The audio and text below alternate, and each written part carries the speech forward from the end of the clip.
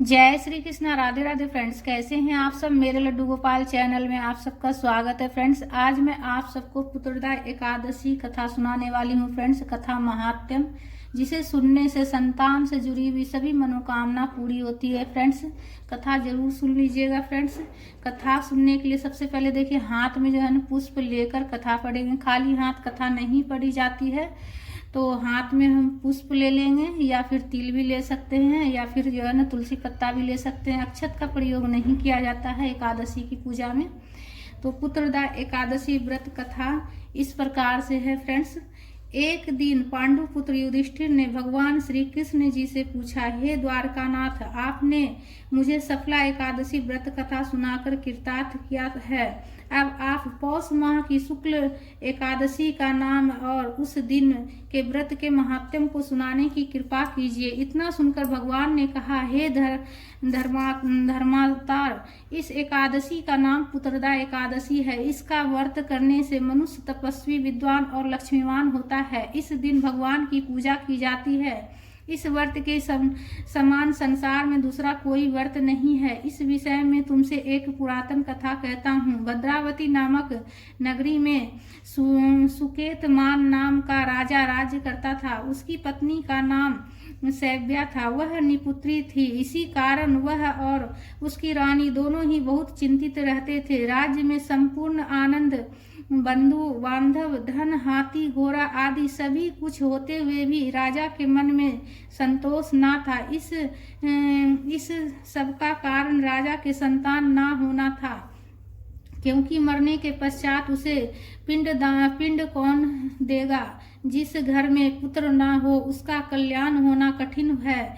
उस घर में सदैव अंधेरा ही अंधेरा रहता है। इसलिए मुझे पुत्र की प्राप्ति का उपाय करना चाहिए। इस प्रकार वह राजा सदैव विचार मग्न रहता था। एक दिन राजा ने बहुत दुखी होकर आत्मघात कर शरीर त्यागने का विचार किया, किंतु आत्मघात करना पाप है, यह सोचकर वह बिना कहे राजपाट को त्याग करके वन में चला गया। राजा वन में पहुंचकर वन के जीवों के चरित्र देखने लगा। अनेक जीव अपने बच्चों के साथ घूम रहे थे। मृग, बाघ, सुअर, सिंह, रीछ, बंदर, सर्प इत्यादि अनेक जीवों को देख तथा वन के अनेक दृश्यों को निहार राजा को दोपहर व्यतीत हो गया, तो उसे भूख व प्यास लगने के कारण व्याकुल होने लगा। तभी राजा ने सोचा कि मैंने अब तक अनेक यज्ञ दान कराए हैं और अनेक ब्राह्मणों को भोजन कराए हैं,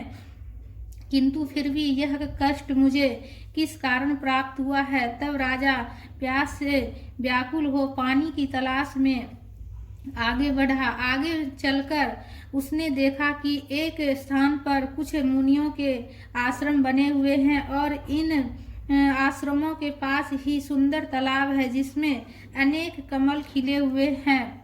यह सब देखकर राजा घोड़े से उतरा और मुनि को जाकर दंडवत प्रणाम किया। मुनियों ने खुश होकर कहा, हे राजन, आपके इस घोर वन में आने का क्या कारण है। राजा ने कहा, हे मुनि, आप कौन हैं और इस वन में निवास करने का क्या कारण है। मुनियों ने कहा, नरेश, हम लोग विश्वदेव हैं। इस सरोवर पर स्नान करने आए हैं, क्योंकि आज पुत्रदा एकादशी है।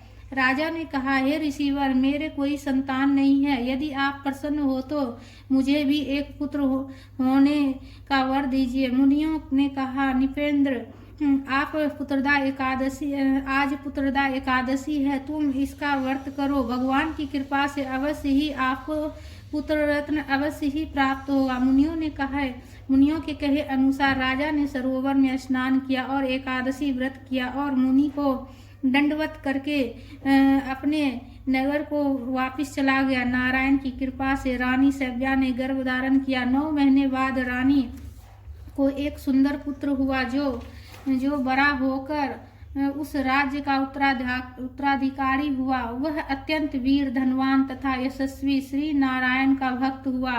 तब भगवान बोले, हे युधिष्ठिर, निसंतान को इस एकादशी का व्रत करना सब व्रतों से अधिक उत्तम है। जो मनुष्य इस व्रत को करता है उनको पुत्र रत्न होता है और अंत में स्वर्ग को जाते हैं। उस दिन गाय के बछड़े वाली के दूध का सागर लिया जाता है। कथा महात्म्य संपूर्ण हुआ।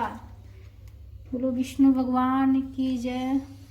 तो इस दिन जो है ना फ्रेंड्स, जो जिस गाय के बछड़े रहती है ना छोटा सा, उसका दूध जो है ना ग्रहण करना चाहिए। अगर आप एकादशी का व्रत करते हैं तो बछड़े वाली गाय का दूध आप जरूर से जरूर ग्रहण कीजिएगा इस व्रत में। इससे क्या होगा कि आपको पुत्र रत्न की प्राप्ति होगी। अगर आपके पुत्र नहीं हैं तो आपको पुत्र रत्न की प्राप्ति होगी। अगर आप बछड़े वाले गाय का दूध सेवन करते हैं तो पुत्रदा एकादशी के दिन। कथा महात्म्य संपूर्ण हुआ। कथा पढ़ने के बाद जो हाथ में जो पुष्प है वो प्रभु के चरणों में समर्पित कर देंगे हम। तो फ्रेंड्स कमेंट में विष्णु भगवान जी की जयकारा जरूर से जरूर लगाइएगा फ्रेंड्स। हाथ में जो पुष्प है वो प्रभु के चरणों में हम समर्पित कर देंगे। प्रेम से बोलिए विष्णु भगवान की जय, माता लक्ष्मी की जय। लक्ष्मी माता और विष्णु भगवान जी की जयकारा जरूर से जरूर लगाइएगा। राधे राधे।